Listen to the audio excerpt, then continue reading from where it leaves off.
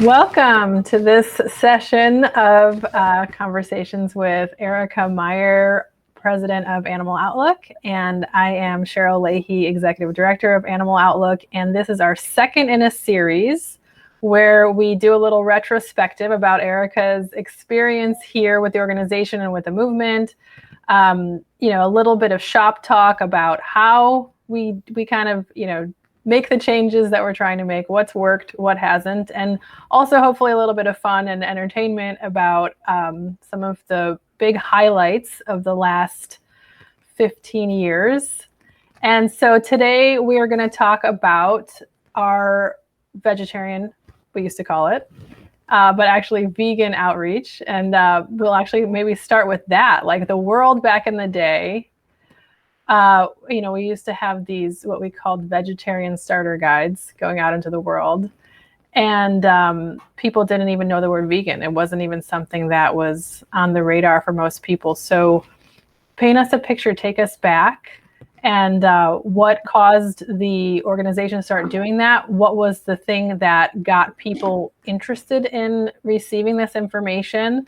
And what are some of the lessons there just as a new organization and a new kind of advocate for animals? Yeah. So, back in the day, as you say, the word vegetarian was more familiar to people. It was still not a mainstream idea in any way, but it was something familiar to people. And the word vegan, some people didn't even know how to pronounce it. It was like, is that vegan? Is it vegan? So it was an unfamiliar or more likely to be an unfamiliar concept. So we used the word vegetarian as a way to connect with people, but everything that we did was 100% meat, egg, and dairy free. So like you said, the vegetarian starter guide, it was a vegan starter guide, and we have since changed the name as the word vegan has become more familiar, more common, more accepted and understood. I think the idea of vegetarian eating has evolved tremendously. And I don't even know that word vegetarian is nearly as common today as vegan. So the idea of vegan has sort of taken over this concept of leaving animals out of your diet. It now generally seems to be accepted that is likely to include not eating any eggs and not including dairy in your diet. And I think that our advocacy has evolved in many ways, but we at the roots always promoted vegan eating. And so in that respect, we're just now using words that more reflect the work that we do and that are now more familiar to people. A lot of our work helped get that more familiar to people. Yeah, I kind of see a couple of themes coming out of that story. So one thing that I think has remained a constant with this organization is the commitment to that ideological integrity, right? To be able to say, we know where the world should be going. We know what the problems actually are, how bad it really is out there. And at the same time, we understand that our objective here is to get people engaged and to reach the mainstream and to have that effect on society, basically. In order to do that, we have to speak to people in a language that they understand. So we were able to do that, by using language that they understood, but at the same time, not water down the actual message itself. And I think as the world evolved and the cultural understanding of these issues, as you say, kind of caught up to that original way of thinking, which I think is a really kind of profound thing. I don't think that's something that certainly I didn't expect to happen, when I kind of walked in the door here. But it really does show, I think, that you can be tactically very sensitive to who you're talking to and, kind of acknowledge and respect people's experiences. And at the same time, you don't have to be compromising what the objective of what you're doing is. And I think for me, my first kind of engagement with the organization, that really came through, that sort of openness and inviting nature, that friendliness in the veg outreach work, because it felt like, yes, here are the images from factory farms. Yes, we're asking you to stop eating animal products, but also come talk to us. We're nice. We're friendly. We want to hear what you think about this. We want to hear your story.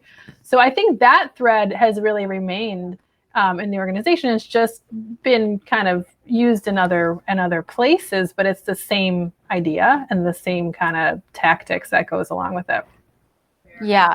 I think that has been one of the elements of a lot of our work, is trying to meet people where they are and then help them down the path together, rather than the idea of expecting people to just come to where we're at.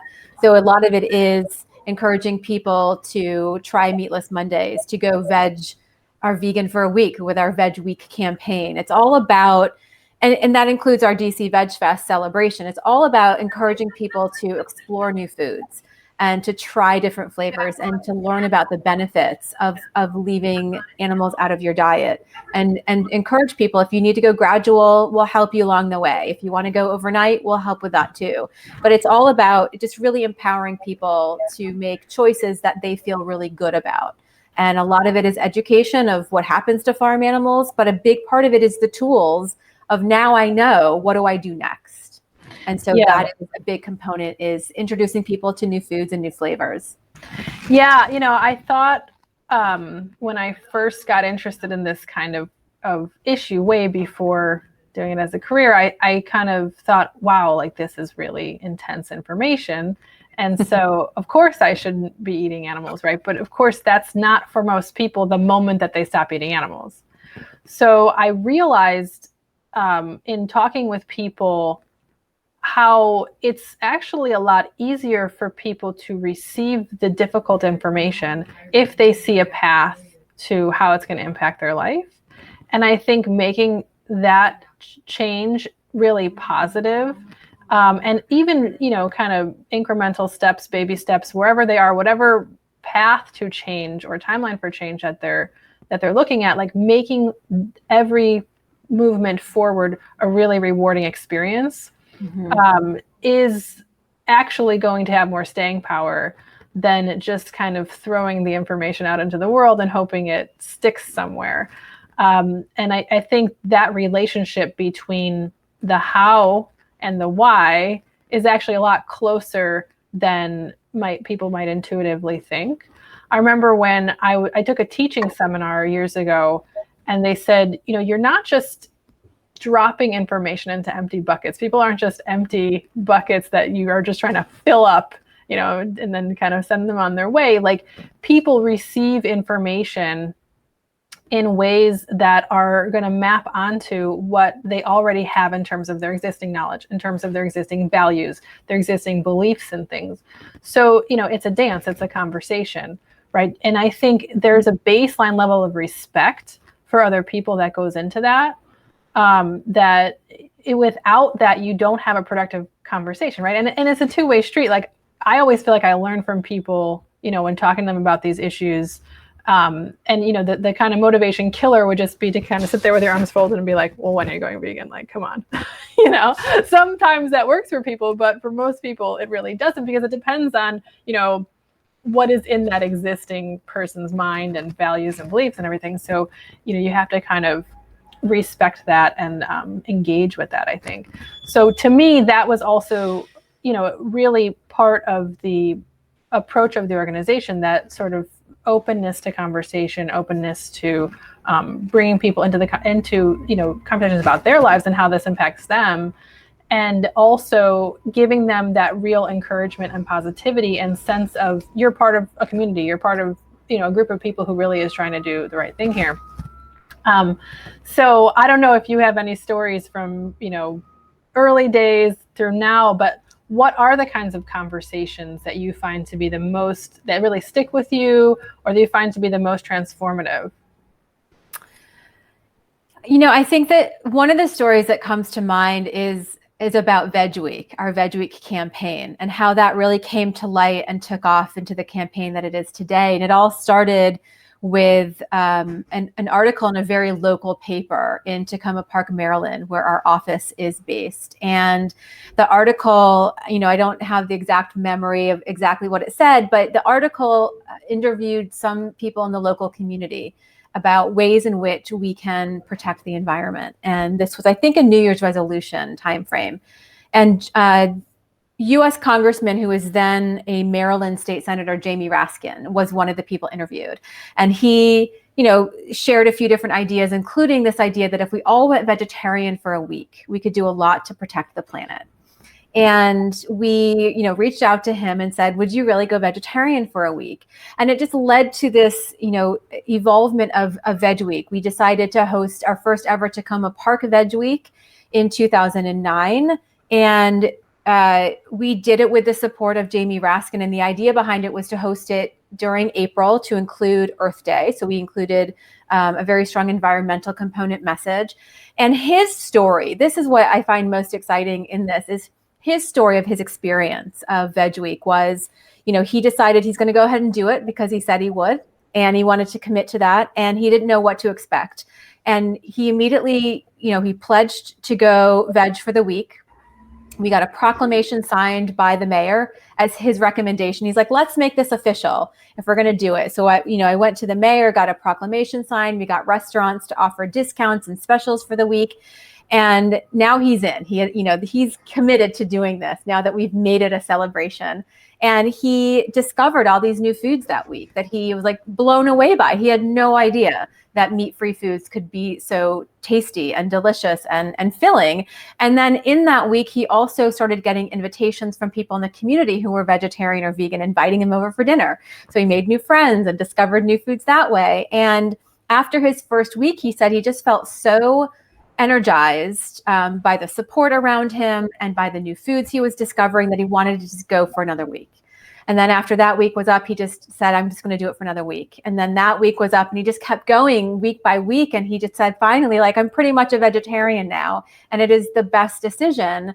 And he felt great about it. And I think that's the experience that we try to empower through our campaigns. This idea that, in his words, sort of aligning your morals with your menu. And it was like he understood the elements of factory farming enough to know that it would be a good idea to move away from it. But now he has the tool to do it. And that was through our VegWeek campaign, which has then since inspired tens of thousands of people to pledge veg for the week.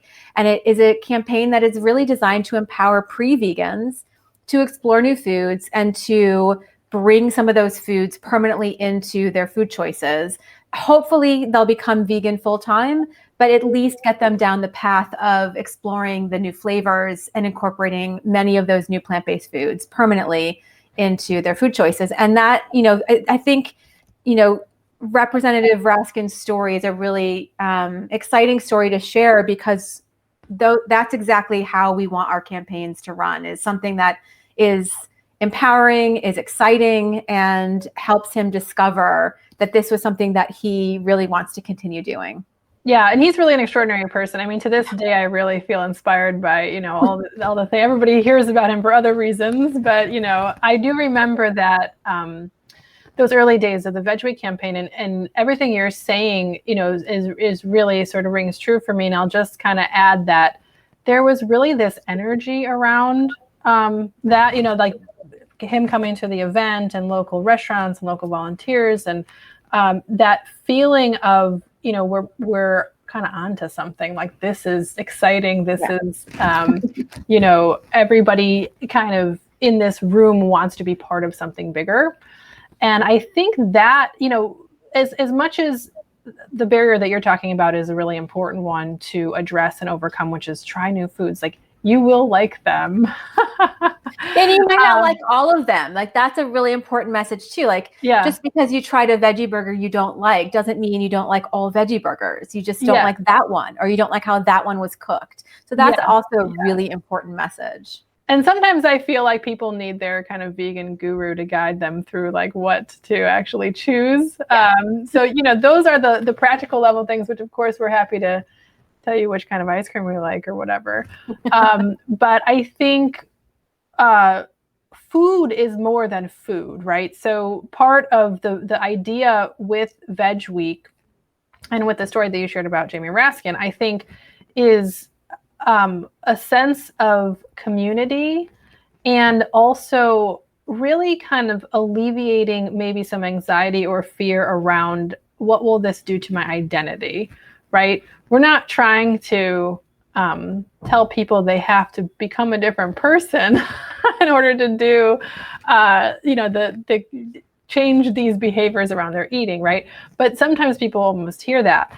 And so I think being able to say, come as you are, like all are welcome. We want to hear, these diverse perspectives. We want to, you can be kind of all in terms of your vegan identity as you want, or you can just happen to be a person who doesn't eat animals, right?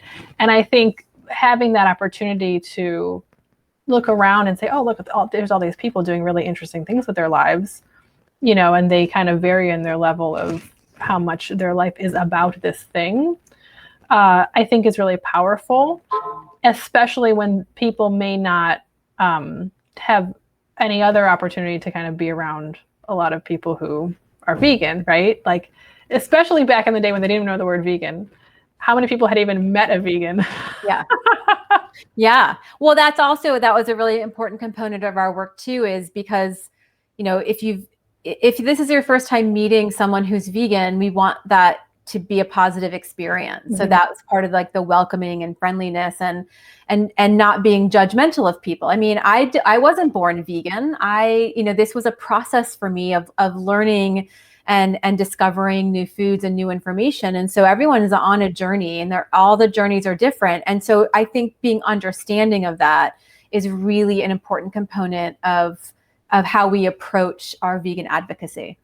Yeah, I think there's something important and relevant about this value system and the way of looking at animals and the human relationship with animals, and who we are as people, and compared because of that relationship, no matter where people are on that journey, right? Even people who've never thought about it before, there is a way to connect kind of authentically with a person on these issues, no matter kind of if they're a hardcore meat eater living their life at barbecues, or if they're completely enlightened everything and just kind of need a little bit of extra tweaking. Yeah. I do think, going back to this community idea, there's a lot of support in the social science literature about this, but I think a big part of why it's so important to have a community, even if it's a virtual community or just kind of knowing people are there, is that people tend to get these hangups and struggles on things that it's hard to calibrate when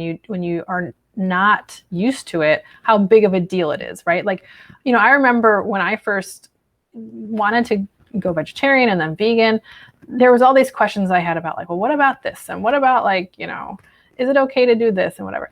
And people can get so caught up in that and kind of lost that I think having an idea that you're not alone in that's part of the process, and that there are people who come out the other side and are, happier for it, is really a powerful thing, because otherwise you end up with people who are kind of frustrated by the fact that they know that they want to do the things, but then they're hard on themselves for not changing their behavior. So I think VegWeek, even though it seems simple, it just seems like, hey, like don't eat meat for a week. And it is simple in that way, it has a lot of these components that are actually pretty transformative. And I think it's very cool that we get our survey data comes back and says a lot of people do stay vegan after that. So, and one more thing I just want to ask you about VegWeek. So how did so you talked about Tacoma Park with the proclamation. How did the other proclamations come about? And if there's somebody listening and wants to do something like that, like how do you get a city just to, write something down saying that, this is the official VegWeek of Tacoma Park? Yeah, I mean, so Tacoma Park was the first one we did. We then expanded it to Maryland the following year, and then it's now international. A lot of the work that we do is based in the U.S., but there's an international component to it. And so, to have an established event like that, something that is recognized either in your local community or on a wider scale, and reaching out to, and every community is different, but reaching out to your mayor or your city council or your county council, and drafting up like a sample proclamation of what it could look like, and then asking them, these are the reasons why I'd like this city or county to sign on to this. And I think a lot of it is really just making it relevant to that community and the importance of it in that space, and giving them time. Like if you want a proclamation for an event on May 1st, you probably should be reaching out 8 weeks in advance. So, giving that time and space. And for Tacoma Park, as an example, when I approached the mayor about a proclamation, it came in front of a city council meeting. They asked me to attend the meeting and stand up briefly to explain what VegWeek was. No one had known what it was. They didn't, know anything about it. And so I got up and shared, some details about what VegWeek was. So if you're intimidated by that idea of speaking in front of a city or county council, it's something that is, once you're there, it feels much less intimidating. And you can always try to get a friend to do it for you. But in most cases, it's all done by email, and they'll just get back to you and let you know what they think or ask a few more questions. But it's a really fun way to engage on, a political level, to engage on these issues. And a lot of the VegWeek proclamations talk about the health benefits, the environmental benefits, as well as the benefits to animals, as well as if you have it, restaurant participation in that community. And that helps make it even more relevant. Yeah. I think I'll just say, we can help. Like if anyone is just a little scared because they've never picked up the phone and called their, government before, and, they think they can't fight City Hall, I guess you kind of can if you're not really fighting, you're just asking nicely. And I think, having that kind of practice is sort of a low stakes way to do it too. Like once you kind of do it once, I think you feel kind of empowered to keep doing it. So that's very cool. And I think with VegWeek, you also have that opportunity to then talk to people who have more potential influence, right? So high profile individuals, whether that's celebrities or, politicians, sports people, big businesses, like whatever, anybody who you think could have a bigger kind of platform to talk about this. So, just one of those things you kind of got to just do it, and then you can do more of it. Yeah. Well, one year in Tacoma Park, the city council, because we've continued to approach them about proclamations, one year the city council was so energized by it, everyone in that moment at the meeting pledged to go veg for the week. So that was a very nice surprise. I hope there's a video of that. I hope there's a video. We may have a video of that. We may. I have this image of one of these local access TV where it's just CCTV cameras, and that sounds fun. Yeah. So let's talk about DC VegFest. So this is a bit of an evolution in, how the world feels about vegan eating, and kind of a celebration of that, and takes these ideas of, come on, try it, it's fun, to a whole nother level. And I think what was very cool from my point of view about, seeing VegFest evolve and just get bigger and bigger is I felt like it was pushing what was already there. It had potential to become, kind of a bigger movement. It was kind of accelerating that and pushing that. And I was really blown away every year. I mean, because of course my expectations are calibrated differently based on how popular I think this is, right? So the first year having, maybe 1,000 people there was amazing. Right? Yeah. Well, actually, the first year, I mean, the idea of hosting the DC VegFest came about. I mean, it wasn't a new event. It was something that had been hosted by a local vegetarian society of DC. And they'd been organizing it for several years. And then it's an all volunteer group. So then they stopped doing it for a few years just because of bandwidth issues. And it had never really evolved into the event that they imagined. So in 2000, maybe 7 or 8, I had gone to a VegFest, and I think it was in Richmond, Virginia. And I thought, we need this in DC. We need, this in the nation's capital. So we worked with the Vegetarian Society of DC to revive it. Mm-hmm. In 2009, the same year we launched VegWeek, we hosted in the fall, we hosted our first ever DC VegFest. And to your point about the attendance, we had no idea what to expect. I think the largest VegFest in the past in DC had been, maybe 750 people. So we thought, we'll tell vendors 750 people to 1,000. We actually had over 2,500 show up. And restaurants ran out of food. Several of them went back, got more food, ran out again. So it was just like this blowout event. We had no idea what to expect, but it was fun, and people seemed to have a great time. And we learned a lot from our first year organizing. We made a ton of mistakes, but that helped us improve for the following year. But really, the what came to light for us was like, we're totally onto something. Like, this was not an event we expected to have that many people at the first year, and it, we ended up having to move it a few years later because that venue originally that we used was just too small, significantly too small for what we envisioned as the growth. And at its height, it's got, 20 to 25,000 people at this event. And that most of these people are not vegetarian or vegan. And several people would come from out of town to visit. And the elements of it, we try to create this event that was fun for everybody. We want vegans there and vegetarians there, but really the event is designed to help pre-vegans start discovering new foods and to find like-minded people who are on that same path of learning more about bringing more vegan food into their diet. So there were speakers, there were cooking demos, there's a kids zone, there's a barking lot for your dog that is shaded and has water and toys and treats. There's music, there's a beer garden. I mean, it just, every element of a festival we tried to bring to the table and just make it a fun event. Free food samples, 1,000 free gift bags loaded with free food samples at the beginning. It just grew and grew. And every year, I think we were just excited to see how many people would come and enjoy themselves and learn a tremendous amount. And we would take surveys from that event as well and how it changed people's diets. Being in DC, we had some amazing speakers from the local area come, as well as flying in speakers from all over the country. So, yeah. It really was and is like so fun. Even back in the day, I was very surprised by how much exciting kind of energy there was to the event. And at the time that it started, it was during the time where every new vegan option or vegan restaurant, or hey, there's a vegan donut, or there's this bakery that's doing this or that, it was so exciting.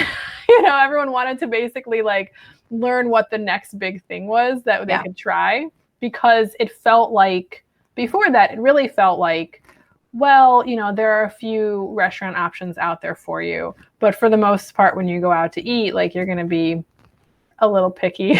You're going to be that person who's like, am I just going to eat bread and salad and like beer or whatever? Or am I, going to insist that we go somewhere else? And, that world is no longer, in existence. Like, there's plenty of, I don't think I could even know, like, even around here now, like, I'll find new vegan places I didn't know anything about and forget about them because, it's like, there's so many other ones. So, the DC VegFest was that way to like get in the know originally back in the day.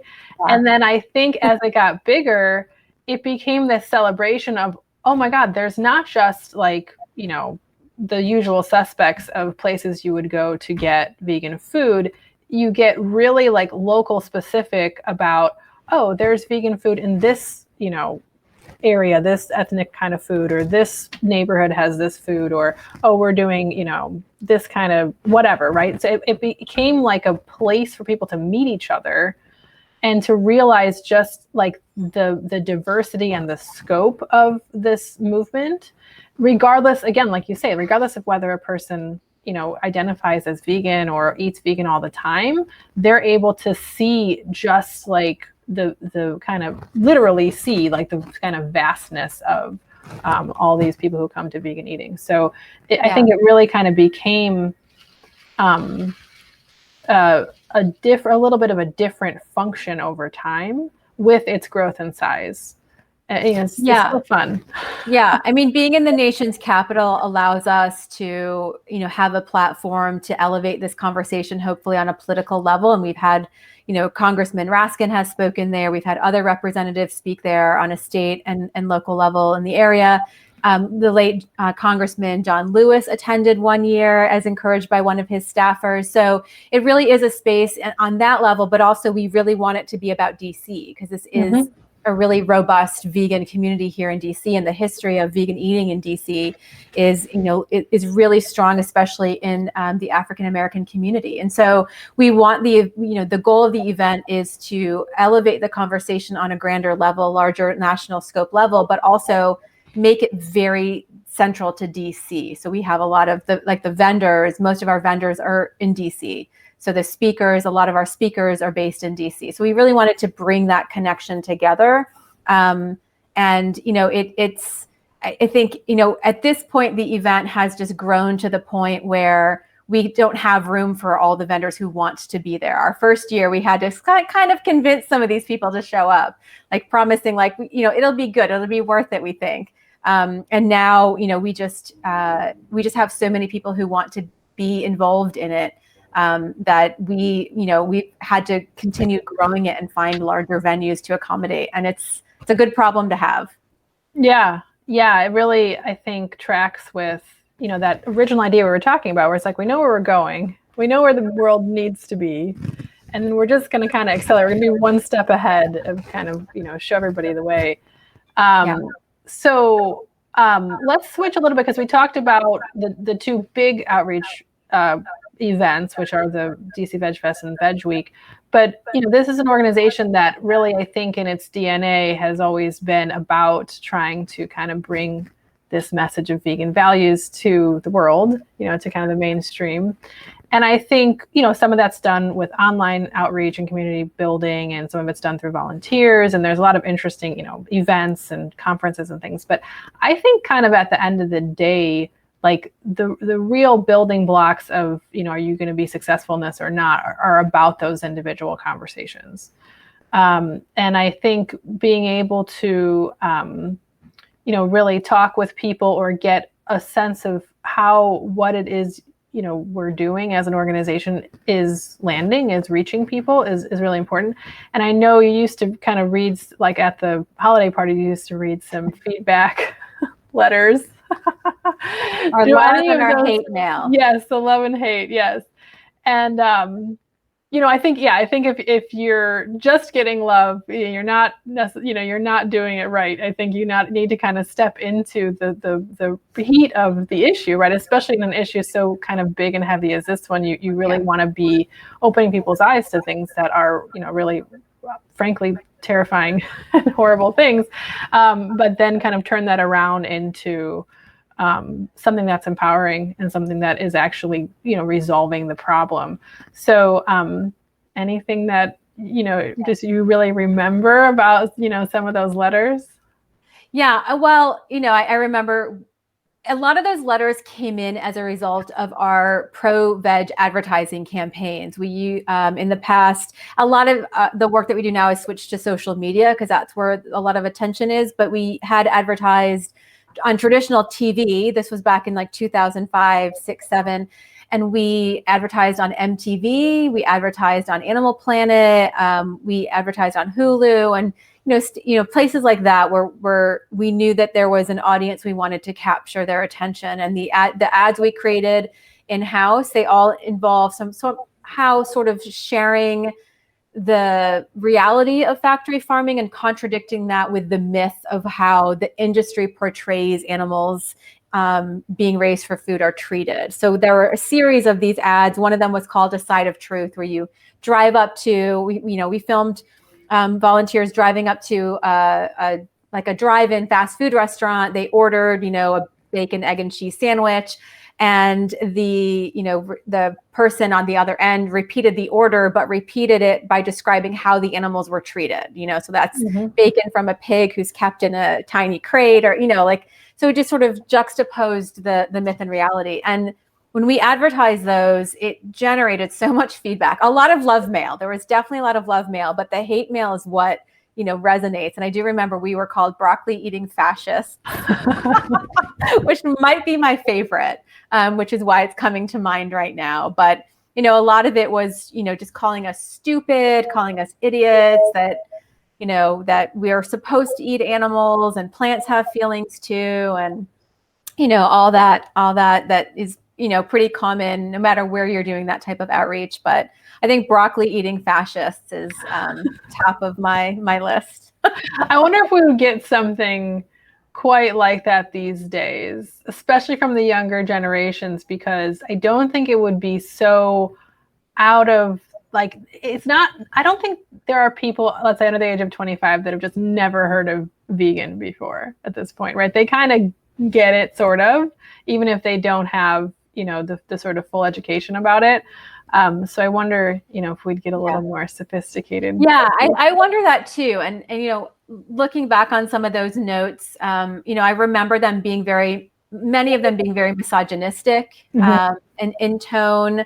And, just sort of, I think what was interesting about receiving hate mail is we did respond to hate mail to thank them for their feedback and appreciate their time. But, in order to give us that feedback, the commercial ended with a message to visit tryveg.com.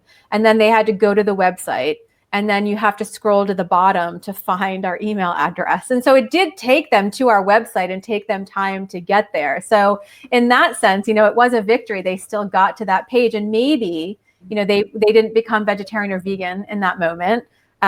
But maybe that planted a seed, and down the line, and a lot of times engaging with the people who wrote this hate mail, I mean, we would get feedback from them saying, like, thank you for writing back. I wasn't expecting you to. And it would actually open up a real dialogue to better. Sometimes I feel like, the people who are the most impact, they have that initial reactivity, are actually the ones who, it's because it jolted them so much, it really did impact them. And so sometimes those are the people that kind of turn it all around.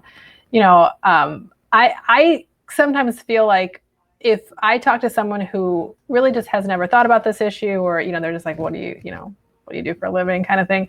And I sometimes feel like their first questions or reactions to the concept, I can just say to myself, you're going to get there one day. Like, you're going to be vegan. I can just tell, I see the wheels turning, like you have that window into the values that we were talking about before. There's a few times I can think of where I've been like, okay, well, I'm just going to back off and let them come to me if they have any questions, because they're already like so close to there, they already are thinking about this, and all they needed was that little bit of like, oh, wait a minute. So, why do we do this to animals? Yeah. So what about something that somebody has said to you that's kind of made you think or changed your advocacy? Like if you're kind of thinking about lessons for other people out there who want to, really help make vegan eating and vegan values mainstream, like what are the do's and don'ts? Like what's something that you said, I'm going to really carry this lesson forward with me?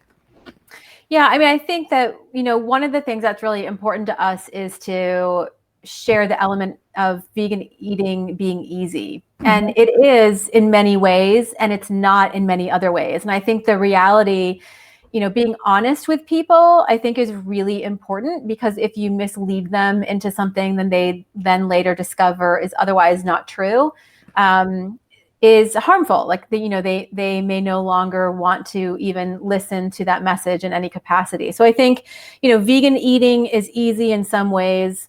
And access to healthy plant-based foods is not available in every community. So recognizing that, and recognizing that there are different ways to present the idea, and also work with local communities to talk about these issues. Like at the DC VegFest, for example, we've had speakers talk about food justice issues. And I think that is a really important component of elevating the conversation of healthy plant-based eating, is to really just be honest about what's happening. It's sort of in the same line of when we talk about our undercover investigations.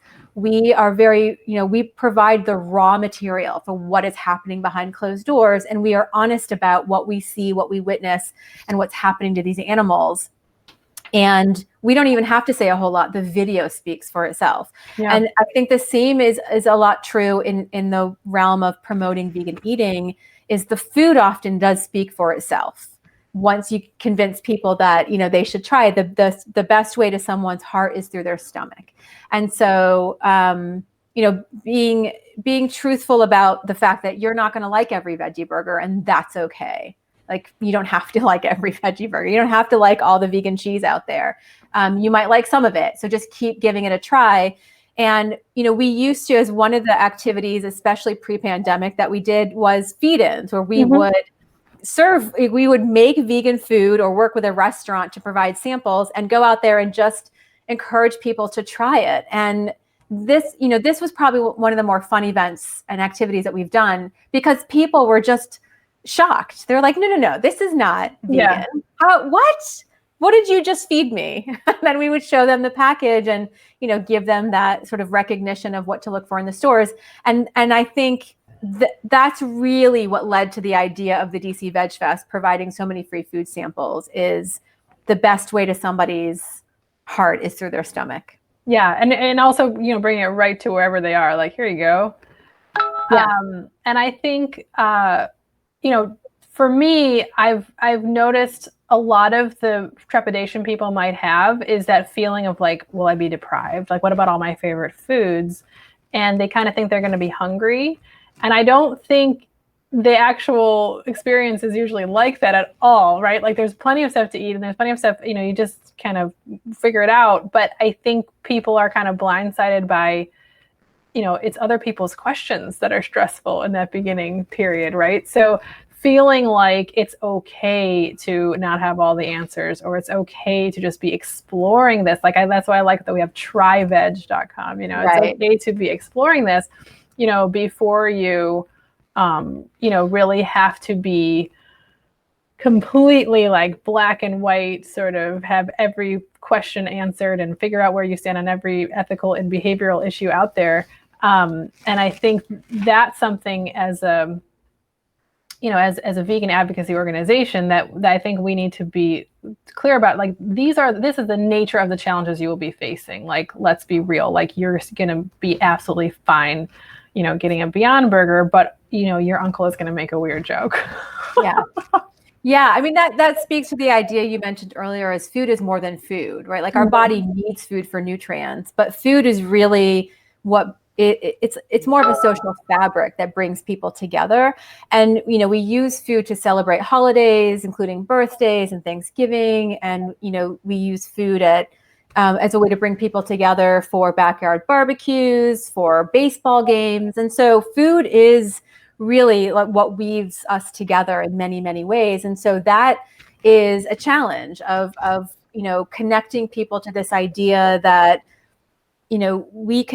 we can still have all of those social activities and be vegetarian or vegan. And that is one of the elements of trying to get more vegan food options out there, to mainstream the idea of not eating animals, because we want people to feel comfortable with, their family at Thanksgiving and they're the only vegan and there's a turkey on the table. How do you deal with that? These are real questions we've all dealt with. And so everyone's experience is different, but sharing those stories is, like you said, like, just being truthful, being honest and real about what different people have experienced. Yeah, because you don't want people to feel like they're just sort of alone and burdened with things they don't know. Right. Yeah, Right. You want people to be kind of set up for success. Yeah. Okay, so let's close on, if I was trying to turn the world vegan, what's the one thing I need to know? That you need to know? Well, maybe, yeah. Okay. Don't just talk to me. Pretend like you're talking to everyone else too. I think food is such an important tool of advocacy. And, the element of reaching out to people about what happens to farm animals is vital. It's important, but it also isn't going to change the world without making sure people have tools to make that change happen. It coincides with like a call to action, that you don't like what you see on this video, you can help change that. And I think the food element of it, like the restaurants offering vegan food, the companies, the food chains nationwide, the vegan food companies popping up, all the startups, that is all part of the shift and the change, and being supportive, bringing together community, and and sharing our experiences, I think helps to reach other people, because there's so many people out there. I mean, some of the emails we would get from this love and hate mail included younger people who said, like, I'm the only vegetarian in my family and I don't know what to do. So being that vegan buddy to somebody, like being willing to share your stories and experiences and support them along the way. But it's, for me, the way I see it is it's all about the food. And the food is delicious. It's more abundantly available than ever before. And just encouraging people to try. Bring in, it's not relevant today because of the pandemic, but we always used to encourage people, like, bring in vegan muffins to your workplace, or be the one at the potluck that's, the family potluck where there's going to be mostly meat, that's bringing extra vegan options because people are going to want to try it. So, just introducing people in that capacity to vegan food, I think, is a really important opportunity for each of us. Yeah, I think that's really great because everything you just said, everyone can do it. Like, no matter how much they want to, how much time or how much priority in their life they want to make that, like, they can do it at a small scale. They can do it, every waking minute if they want, or 10 minutes of their week or their month, and it can still make an impact. And I think that, is very practical and, kind of empowering. It allows people to feel like, hey, I am actually making a tangible impact. So, yeah. It's been a great conversation, and this is not the end of the series. If you didn't catch the conversation that we had on corporate engagement, please check that out. And then we have 2 more before Erica transitions out. And the next one will be about legal advocacy. Right. So stay tuned for that. Thank you. Thank you.